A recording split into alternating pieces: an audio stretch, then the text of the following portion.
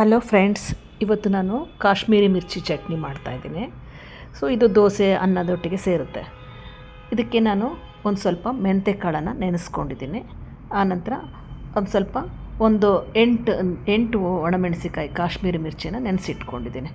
So ಮೆಂತ್ಯ ಮತ್ತು ಮೆಣಸಿಕಾಯನ್ನು mixie ಜಾರ್ಗೆ ಹಾಕ್ಕೊಳ್ತಾ ಇದ್ದೀನಿ.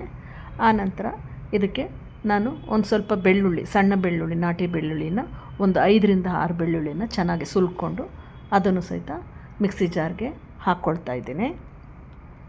ಆನಂತರ ಇದಕ್ಕೆ ಸ್ವಲ್ಪ ರುಚಿಗೆ ತಕ್ಕಷ್ಟು ಉಪ್ಪನ್ನು ಹಾಕ್ಕೊಳ್ಬೇಕು.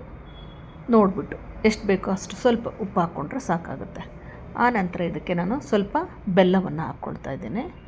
ಆನಂತರ ಸ್ವಲ್ಪ ಕೊತ್ತಂಬರಿ ಸೊಪ್ಪು, ಇದು ಆಪ್ಷನಲ್ಲು, ಬೇಕಾದರೆ ಹಾಕ್ಕೋಬೋದು, ಇಲ್ಲಾದರೆ ಇಲ್ಲ.